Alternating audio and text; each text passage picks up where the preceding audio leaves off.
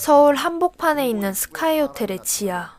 스카이호텔 카지노그룹 회장이자 한국문화재재단 위원장인 진상길 회장은 스카이호텔의 지하에 아무도 모르게 생체 정보 인식을 포함해 완벽한 보안 시스템을 갖춘 오직 자신만이 들어올 수 있는 수장고 하나를 마련합니다. 이 수장고에 들어올 수 있는 사람은 회장일 뿐입니다. 자네는? 네? 자네가 설계하고 만든 수장고 아닌가? 아닙니다, 회장님. 제가 만들었지만 농담이야. 진 회장은 비둘기가 무섭게 바로 부하 광철을 이용해 금고기술자를 호수 속으로 잠궈버리고. 야, 윤 실장님, 일을 끝낸 건 또 어떻게 알아가지고 딱 맞춰 전화를 주셨는가? 회장님 호출이에요.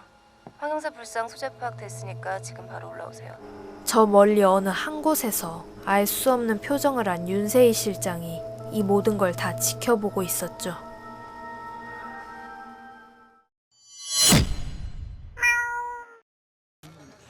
황영사 9층 석탑 속에서 나온 뜬금없는 초코파이 껍질 하나. 또 이놈이네 이거. 대범하게 도굴 현장을 그대로 냅두고 온 초코파이 빌런 동구는 흙의 맛만 봐도 보물을 찾아낸다는 타고난 천재 도굴꾼으로 짜잔. 동구는 황영사 9층 석탑 속에서 도굴한 금동불상을 들고 골동품점이 모여있는 상가를 순회하며 일부러 소문을 내기 시작합니다. 그리고 생각보다 빨리 왔네. 광철로부터 연락을 받은 동구는 금동불상을 들고 거래 장소로 향하죠. 가봐. 오문 알아? 이 새끼가 보내라. 광철은 금동불상을 찾는 진 회장의 지시를 무시하고 진 회장 몰래 바다 건너편의 큰손 왕 선생과의 거래를 준비. 동구와는 금동불상의 판매액을 5대5로 나누기로 합니다. 好久不见老王。 그런데 느닷없이 거래 현장에 나타난 윤 실장. 我在韩国弄些大件儿，都是他一直在帮我。 왕先生, 무비介绍了. 바쁘신 줄 알았는데 여기서 뵙네요, 주광철 대표님. 잠시 후 금동불상을 직접 감정하기 시작한 윤 실장은 슈, 예은핑, 가짜네요. 금동불상이 가짜라는 허위 감정을 내립니다. 요즘 돈 궁하세요? 아무리 그래도 간이 너무 부으셨다. 회장님이 찾으시는 황영사 불상을 다 빼돌리고. 금동불상을 가짜라고 속이며 광철과 왕 선생의 거래를 성공적으로 파기시킨 윤 실장은 동구에게 자신과 거래할 것을 제안하는데요. 가짜라면서요? 우리 문화재 우리가 지켜야죠. 청사는 며칠 걸려요. 에이, 왼손으로 물건 주면 오른손으로 현찰받는 게 이 바닥 룰인데. 나보고 전화하라고? 예쁘다며. 며칠 후 윤 실장은 동구를 스카이호텔 카지노로 데리고 가 그곳에서 거액의 금액을 주고 금동불상을 사들입니다. 천천히 놀다가 환전해서 나가요. 오케이? 빨강에 2억. 방금 전 받은 2억을 한 번에 다 꼬라박는 패기를 보여준 동구는 단 몇 초 만에 빈털터리가 돼버리는데요. 진작에 알아본 동구의 재능과 2억을 한 번에 날려버리는 패기에 감명받은 윤 실장은 동구에게 일 하나를 제안하고 가보면 알아요. 고구려 벽화라. 콜? 콜? 윤 실장의 제안을 수락한 동구는 다음날 바로 동생 해리와 함께 고분벽화 도굴 전문가인 존스 박사를 찾아갑니다. 아저씨가 그 유명한 인디아나 존스예요? 신라 고분에 있던 벽화를 감쪽같이 떼가지고 자기 집 안방벽에 그냥 딱 하고 붙여놨다는 그 존스 박사가 정말 아저씨예요? 신라가 아니고 백제. 동구와 해리는 존스 박사에게 고구려 고분벽화 도굴 작업을 함께 할 것을 제안하지만 존스 박사는 이 일에서 손턴지 꽤 됐다며 이를 거절. 하지 않고 곧바로 수락하죠. No discount, okay? 그렇게 도굴 작업을 함께하게 된 동구와 존스 박사는 곧바로 고구려 고분벽화를 도굴하러 중국 지안으로 떠나고 벽화가 남아나질 않아. 이후 존스 박사의 지휘 아래 성공적으로 도굴 작업을 마친 동구와 존스 박사는 윤 실장의 도움으로 고구려 고분벽화를 무사히 한국으로 운반해 옵니다. 물건은요? 어이 개주인! 물건을 가져왔으면 캐시를 주셔야지. 안 그러면 확 다 깨부수든가.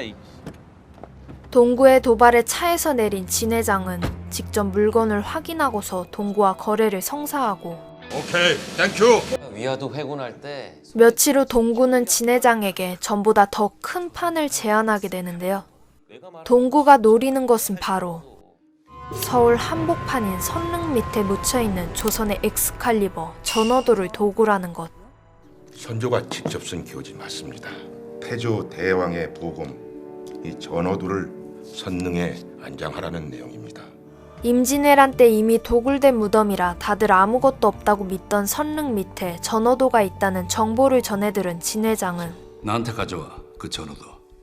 아 근데 가격이 좀 비싼데. 소리 딱 100번만 나게 해주시죠. 문화재재단 위원장님이니까 아시죠? 시간 없어요. 선릉 곧 나라에서 팝니다. 고민 끝에 동구의 거래 제안을 받아들이며 도굴 작업을 진행하라는 지시와 더불어 광철에게 동구를 감시할 것을 함께 지시합니다.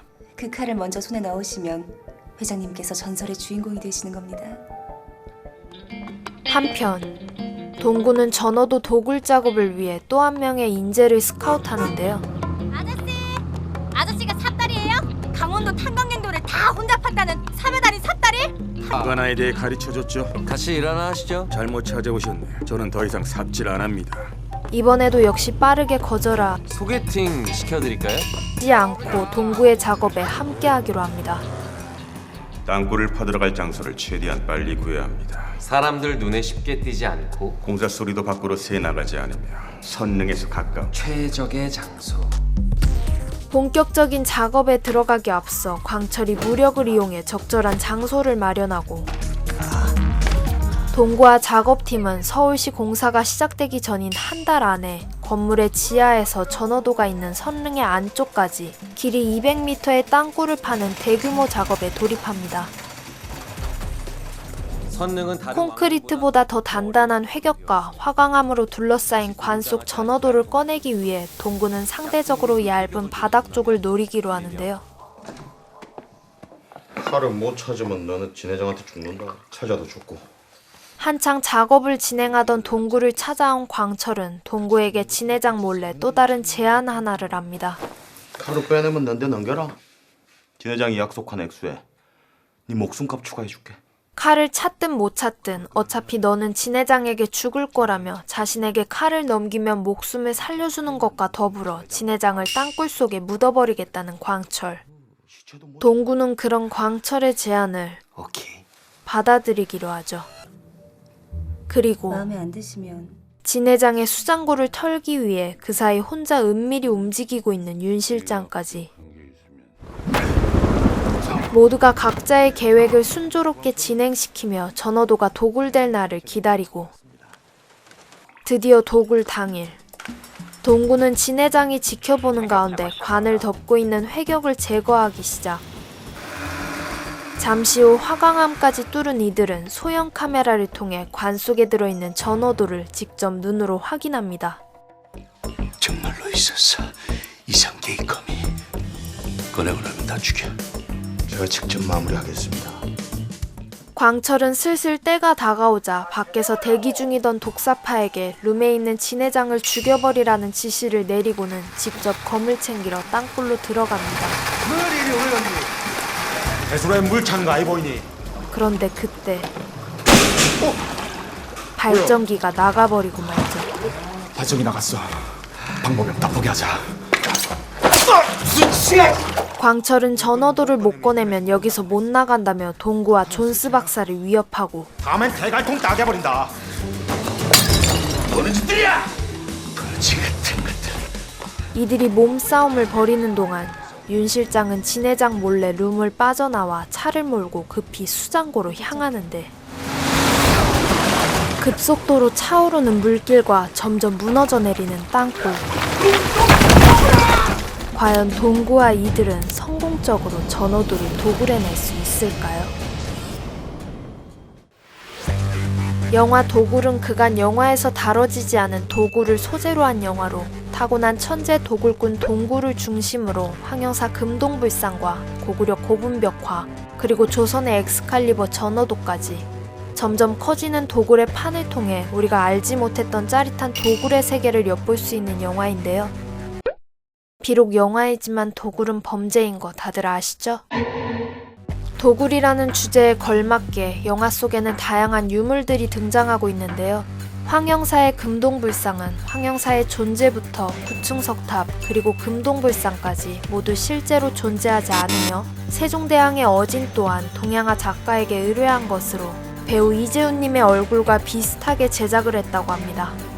이 밖에도 실제를 모티브로 한 고구려 고분벽화와 설정은 허구지만 실제로 존재하는 전어도까지 여러 가지 유물들을 영화 속에서 다양하게 다루고 있으니 이 부분을 눈여겨보시면 영화를 더욱 재밌게 즐기실 수 있습니다. 영화 도굴은 한국 범죄 영화의 흔한 클리셰를 담고 있기도 하지만 영화의 소재가 신선한 만큼 이러한 점이 크게 신경 쓰일 정도는 아니었는데요. 하지만 지금까지의 한국 범죄 영화와 다른 맛을 원하시는 분들이 보신다면 영화가 다소 지루하게 느껴질 수도 있으니 이 점 참고하시길 바라며, 대체적으로 무난히 볼만한 영화로 킬링타임용 범죄호랑 영화를 찾으시는 분들께 이 영화를 추천드리겠습니다. 그럼 지금까지 영화 도굴이었습니다. 구독과 좋아요, 알림 설정을 하시면 퍼플리 무비의 새로운 영상을 시청하실 수 있으며 지금까지 퍼플리였습니다.